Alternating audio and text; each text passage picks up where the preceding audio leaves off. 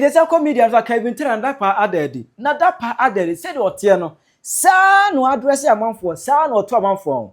Avraham Ben Moshe abe clash with Kevin Taylor. We a beef no Ashasi. Wabeke Canadian pa actually Kevin. The funny thing or kind maybe a chum. Any day, and where to copy more time the picture or try. Abraham abe expect Kevin Taylor as a Canadian editor channel. I Penyah block media. Best was any day mobile like video no that my subscribe button is not by click notification code for latest update. Na ba chere wa adwen dia mama e comment section. Best was obaswa. No a be no from so anya bi ahye. Etu nim Kevin Taylor Penyah na no oya. Akwa na no oya pa. And na Avraham Ben Moshe every 24 na only Kevin Taylor e wo beef. Beef strong one. No so on pack Kevin Taylor tem bidie no. Edi Kevin Taylor be di atem bia na Avraham e be counter. Edro mu mie no mu go beef.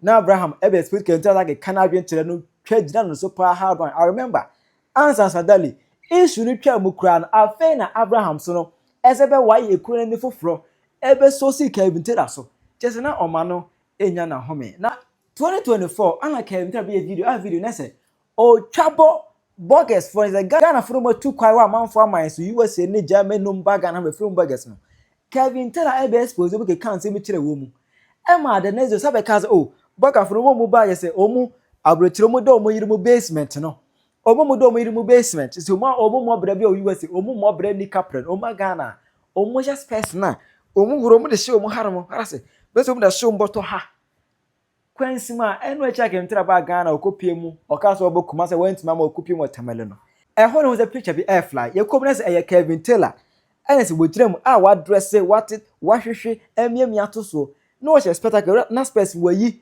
as person wo yere wo de ahye ne ha baby I was say burger for na omudo mu basement e wo USA e pa Ghana omudo mu space ehye hwe bi no panaso de ehye e na mo for say Kevin we dey wan kasa and we expose you and then Avraham Ben Moshe abambie in fact one fan spec Kevin Taylor we born adwen pa e de akere no wajo asemosi entisara Kevin Taylor ti America ho yina o live in basement o abusia for me video na mra man na me tu omofo menka sentia obia mo bia nko gina bebi say Kevin Taylor de odidi burgers atem ndi burger bi atem me se burgers no meba no omo me dangerous pan abrochi omo da basement no bo say no do space national omo de nkwa de enye omo mo space de show mo halo enye ai bo so she e bia de shirt baako na say we food on the chest so enye omo abrochi bro mo bre burgers no mo space de show mo halo mama fe bi da so space de bebu intire bi e shower garden space no who to wash space say ya na say the paper na I na burgers bi na omo she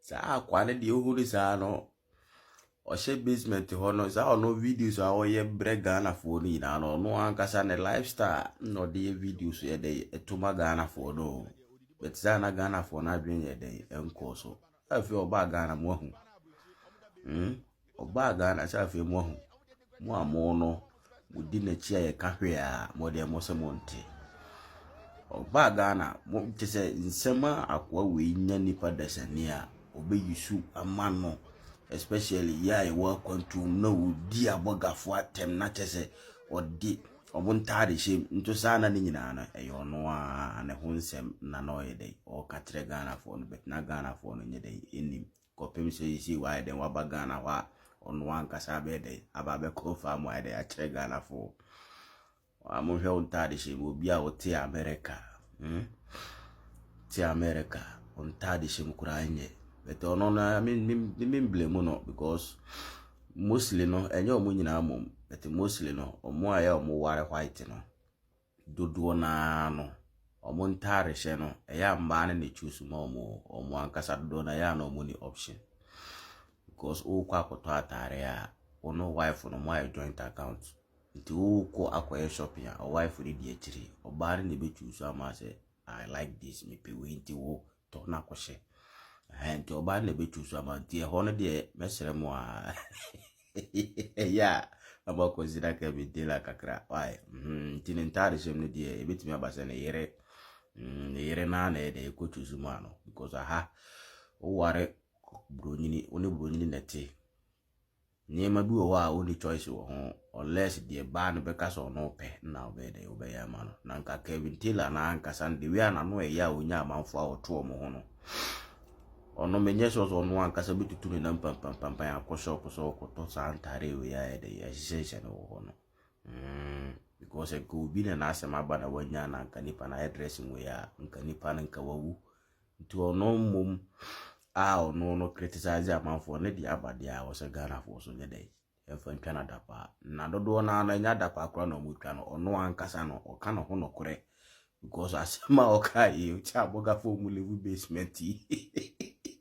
And I don't know another day. Was the Abato the trap me, till which was on one Casana day into no for and Yaboga be next time, work as our internet is our best steady. Kevin Taylor, Daddy Lumba, The Test of Time, and The Diss. A Drew baby, a number of what take it to Abby. Me who Kevin Taylor picture be a trendy. Now, person me de can some kakra. And yes, be a Kevin Taylor and tea. Bampesa mutibi be a say. Social media net dakono. A different world on its own. Trea me kase a Friday be the test of time. Ubetumia can someone le enye hwe but watchine bi e be make sense. Ubetumia can sembi eye no kure pa but enipa ntiase age the test of time. Ebrebia ye sole ya ye ka agrada asem na agrada on se ye be chie no e ma yensem ni make sense. Hwade abusafo Kevin Taylor picture ene da hwa o ma circle bibia spectacles na wono. Why na see atade o hye na nyefe? Why no say he doesn't look like a gentleman? But enne amanfo edi nenum asem prove dressing na wa dress no type of dress na wa dressing. Minu ya tie dia make ni ye pa o.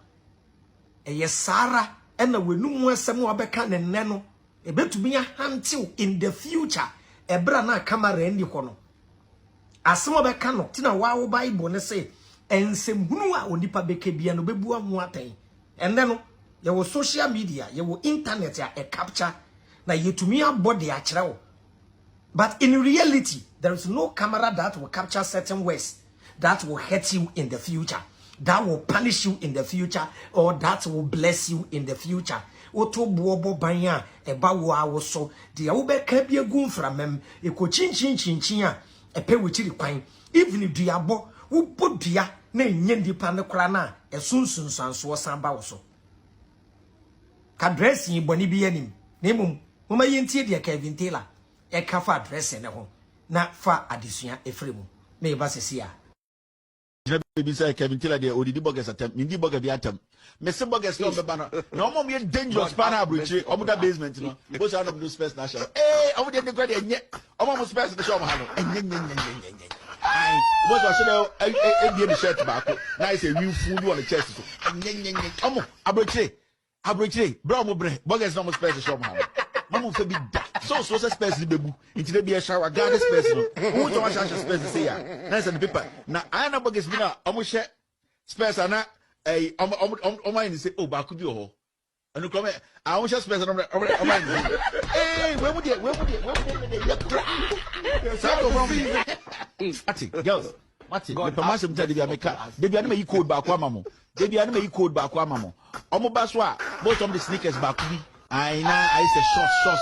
Yeah, I was here for it's very funny, but I say the make an what must yes, but also a nano or dressy or yeah the same thing or yakwa fa a man for a man trending to be say yamshi and no kasi e be assembly or now see who did agro one show chinibi na kwa afeti wa brabo ya da munyi na ase ye hope say my Ghana e be fa into my pefra na yatena e wo dom why ma me fa sa akwanya so befa akwanya so na ya wehye Daddy Lumba ebusuafo ya mamu nyina ya akọ na ya mano nante jojo yesramu anya afi na Daddy Lumba be compare Michael Jackson ne yesraw why yesraw mama Michael Jackson trend baby sebe Daddy Lumba ne ye friend Ghana Michael Jackson ti anya afi na ode ne koye yi na wakoma problem bi aba ye legend ni ti de mesra ne say bre bi ache me ye video bi na me the idea bi beba musician obefa no bia chine bi obeda moas obeda me Avraham ase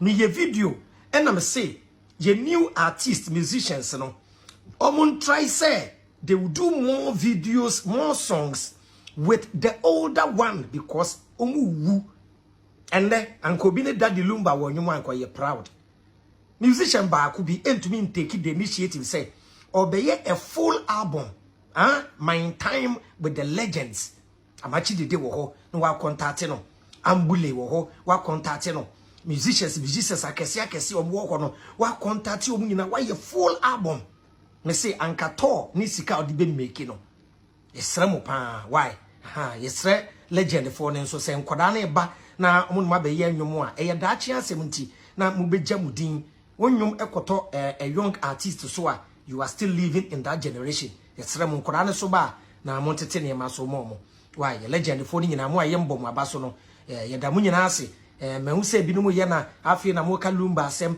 mo ye hypocrite debi afi na social media aba nti be fi say ye hypocrisy debi enye sa na tie tete na social media no na esa wunwu ya adwene enyamba wo so hwan e na opostu amachi dede hwan e na odi amachi dede enyom e trend wa ha ba se bi producer na asem bape obe pop up ete se emo ana eburo a wodi egu nsuom e wo hwa na de emu aye ha no na ba ko pop up de ba e pop up e ba na yehu enti de na asem beba no ye beba na ya be kire no wodo na ya celebrate enu nya hypocrisy na de ye hypocrisy ye de ebra na nipa ne tiase na wudidi na tem onipa ne tiase na wo kansem fon de a kire no ete se de Kevin Taylor e de ye Daddy Lumba no wu afina ana me mo nkire mo Kevin Taylor de no eba anga we kra de anka video ne ho ba said the American say the test of time assembly obeka na ebrebi ye mfa ne personally ebrebi ebeye very painful and meaningful Kevin Taylor na adwen say one support NDC one to nwuma ma NDC a we ya kwasea ana obi biara wa to nwuma ma MPP de bia ya aboa sa na no hu no sa na Kevin Taylor hu no one support NDC dia wonye nipa nto chi Daddy Lumba na de odi je Daddy Lumba no e na me ba bebo no odi ye musician de ye stone boy she Daddy Shatawale be mu kakra nti Shatawale de want to be ni na tem wo be hu omu odi omu atem me boniti hwade yenko in Ashaman. Now Stoneboy Wujina Ashaman Road way so and a foot ball and a Wujina say you are not going to make any car pass until the president responds to you. Do you know what's going to happen? Kwasiato. The bacha one say Stoneboy was in a Kwasiato. Yantuaso. Mamenaya me ya. Yakawasma, you are insulting me. Yakawas also be Apache. Apache na uchutu. Apache na unimse tuchutu. Obodam. Look at Daddy Lumba. Oswana obo. We get time bin in Ghana, a dancer anyom, since so born, you want him Daddy Lumba or Ghana. When we say we lead any positive pact. No! Now, person can make a video now, actually say, Obisasa Daddy Lumba, a lead any positive pact. I say, be a baby year demonstration. I be my Daddy Lumba, then one Jimuana. There be a movie. Back I been telling me this out. Omo born, you so my NDC no. Why anyone say baby no actually or Canada? Yet it's no for in us, no much. Ghana sika for you. When we say Mebuna Sole, Emma Ghana Sikidi and a Ghana di Petit Ruby, I beg Granada. One been a year bedroom. Auntie Kevin. Say yas take now, we use ya, who did Daddy Lumba temna, 1 yard dear. 1 yard dear. Also, we want to make us. So, Auntie Antoine. Or chairman Kwasia for the time, we do not be born Kwasia Jantranom, not enquire the Chile, or Namhada di Lumba, but so the Namasan or cool short chain. So would you bet will be Kevin? May you live forever. Oh, my sign the anto. Why? Live forever. Said you would live forever. What? Okay. Publicity now kind of a following. They don't impact the society. They don't. And I'll say the same to my friend Shatawale. This. No, here Shatawale. Yeah. Enti we do Shatawale so. Hwese obedi Shatawale atem a. Ofri Shatawale so a oba ko di the next person atem. Ti Kevin Taylor no fi so ye smart. No hian crofobia me Black Rasta Shatawale ya gigi di no ende. Oh small be refer Amara Shako no. Aha, Kevin Taylor so hiano because of Kasama NDC. Into Oshano, I'm looking for this boy. Sana no, you say he was looking for me. Man joining the NDC, no fi sembe ya boy. Ti young boy find Shako, no amazing guy. But you careful with Kevin Taylor because that crow be kaseti ya NDC no. Obehu the real character of Kevin Taylor. Or the Ayameda or the Bayo. ASR. Free mind. Or the free mind at them. Ebra no ye freedom fight no. And a free mind Jane and Okojo in no. One support to NDC a branch if so ya boy. I don't have any problem with NDC. But this guy should not think say one joining NDC when nipa that be. We yes na wa dwini so. Yentoaso. Bullshit happening. They are not using what they have to impact the society. And the numbers of people who are following these people, the young people who have trust in these people have disappointed them. Shatta Wale is the biggest artist in Ghana. On the street, he controls it. In the churches, he controls it. He controls homes. Ask me, my own friend, what has he done? Nothing. Or address Shatta Wale. Is it not beautiful? When din at him. But with the stone boy at him. Maybe yes, I'm fan. But I was saying we were a condensed person. Or call the next artist so. Shed your back at one. Has not been able to capitalize on sad number no one to make any impact. And you guys are missing it. You are missing the point. You people are making politicians use you people. The talent God has given you, you are not able to extend it to help the young people who have supported your career and your trade. Ya kama sana mbuofu, sa kwa dia kwa siampenyi ni namgana. A dear na we leader impactful. Also, of course, we could dinner them. This is how they are. Person my video night and say, why? The test of time. One day you remember me. Yamfa no krentina. Yem doye ho. Men nya dia be me wenya favor e wo nipa nim for a short while. Time is coming. Bekasa Avraham kan no krekirem. Adwena anya dwuma body ne bre. Why? Aye kwa ho. Me da mu nyina ase. Bye bye transport. Ja comment wase ho why? Video am ye no kwasia aboa wejimi ebi nim. Se Ghana ha. Why president or my wibu? Aye Kevin Taylor na and we president. Who is the president of Ghana? Kevin Taylor. No. Only a to Obama na. No. Demum aye NDC the Odano John Mahama Mr. President only a to Obama. Kamiya ko say we o momo akoye vice na Kevin Taylor ye president. Why? Why? Papa, ubere we say so. Since I do see a konyan so January 7th no abepim July e ko August eni pa wuo no anya asem ketwa. Upen so from January to July kidnapping ewuwo yenkuku nipa. Hwe wo krom ne asisi baby a wo fidi ni hwe ne asisi. Medical catch say so wa hwe no ma bi ye enbu ase a wo begye no abeche kanadie no. Me who ni se o tiny nipa de kasa na emom ni yie ye mu bi ye do pa but de no me ko no wa hwe no ma bi ya hwe from June kwa accident si wo Kumase June kwa o me de beto so e 360 enipa ewuo o man ka but kan kwanhia nkwa na 360 why mutu kwan sabi mosesa momprafo MPP NDC mosesa momprafo ko muja moyere no mo ho masesa momprafo munyansa dodo no ukohu kuro no mu a mose ye efe but munyansa na mo firi sa mo wo no mo pe kuro mu ha de a mo buga na force ye jimi an ye kunkum ye hu ena abete ne ekuwe ene ne kidnap we ene ne abo we tu wo under NDC government. Na Kevin Taylor ni mum na mo swaswa mo hwa no president who ye disappointing po na hwebibi yo. Mr. President who disappointing po na hwebibi ye. Ya nto saba ya nto aba ama wo se be hwa nipa wo.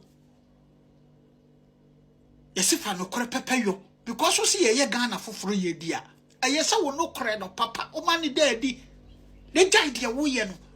na wo mani pansesi fom hwe wo ene ne ekwo school fo wo hwe sa hwedie sisi ene ne aye we se wan kasa ukro mu hwedie sisi mama dia sam ah so that tension ni na akwadina Kevin Taylor nkwa so we no president ah what na ya president but why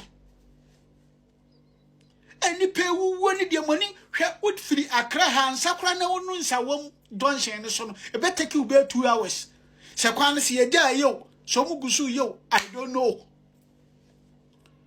e ma adwene mu apa se kwan ye ne double lane kuma se kwan so ani bie ba bai NDC matena so mfie bebrebe MPP fo atena so mfie bebrebe ani bie mututu kwan a muko hunu no enti mutimi mfa sa ani bie ni masa ekoromu a anti ye kunkum ye ho sa aka nkwanhia ye kunkum ye sa hey aka nkwanhia e kunkum ye sa timutimi nya kwan double lane ah from Accra to Kumasi enye double lane sa from Accra to Takoradi enye double lane sa adwene we nyina ntimi mampanimfo ni tirim de munim ye to akakraka na mudi echiri eto akakraka e ma to akakraka na mudi di echiri nyansa bia mampanimfo ni tirim na me se mo de montene ho mo se sane Burkina fo anyi omu fa ahodie no anetememufo ni agye no saa na one day ebesi wo Ghana ti Mr President nyi wotan demo me kasa obi mu wo doso nkoso na me so na metimi aka mentao sabi uye me hu nipa nka mepe but no me nkoye ni ti na ma meka ewuwo ni doso dodo President Mahama doso ne ye bibi fa ho o securities no o ma de da na sorry obet ma chere wa agene amame e wo comment section aha Penyah Block Media.